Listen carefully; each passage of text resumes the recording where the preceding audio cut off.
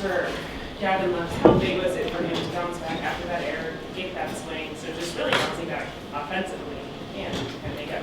It was big. You know, obviously he wants to make that play for Michael, and it sort of snowballed. But good to see Michael recover after that play. And I'm sure that was on Gavin's mind all day long. So for him to be able to atone for that, I know that he feels pretty good about it. For Michael Grove, just outside of that second inning, what would you say, how would you describe it? How was it? I thought as good as we could have expected. There are a few walks in there, but there were some strikeouts. There was that 30-pitch inning, 32 pitches, I think, in that second inning. And for him to be able to get back out there for the fourth inning, knowing he was taxed and stressed, and still make pitches and give us some sort of length, it was a big learning experience for him, and really proud of him.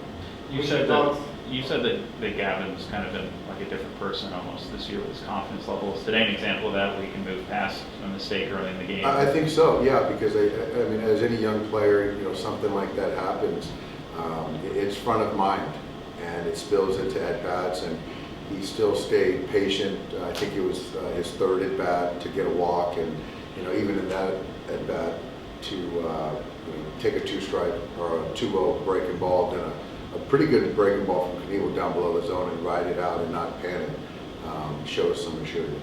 What's your thoughts on Bellinger's at-bat? The triple A? It was great. Cody's just still competing and fighting. He got behind 2 strikes against a guy with a good arm, and shortened up his swing. And 2 nights ago, he flew out in a big at bat against Knievel. So to kind of be able to atone for that, and you know, leg out a triple, and also being able to get to third base, thinking 3 out of the box was big, because it set up that first and third situation. So we were allowed to, gave us an opportunity to run CT to score from first base right there. How do you think of the resiliency your team showed today by being able to stay in the game, first of all, and then muster up those 3 big-time hits in the 9th inning, and then obviously get the win? A lot of resiliency, and I think today the pitching, you got to give the guys a lot of credit, because you know, we didn't pitch well early in the series, and we didn't give up an earned run today. And those guys out of the pen did a nice job making pitches and making, you know, Yancey getting out of a big jam. But outside of that, I thought we threw the ball really well and gave our guys a chance to win it late. How important is winning like that to avoid a sweep, just in like the flow of the season and kind of breaking up or stopping? It's huge. It's huge. And I don't want to say it's the biggest win of the year. It's a short sample, but small sample. But you know, right now, this is a big one to lose, you know, 5 in a row and potentially 6 or whatever it was. To go into this Arizona series, guys are feeling pretty good right now. Was this an example of that sense of urgency you were talking about earlier? It was, and we just got to get back to playing our type of baseball. You know, not giving outs away, not giving away bases, you know, not walking guys and taking extra bases, taking good at bats. And when we do that, you know, we're as good as anyone. But when you start giving away outs and things like that, then you know, we can see what can happen.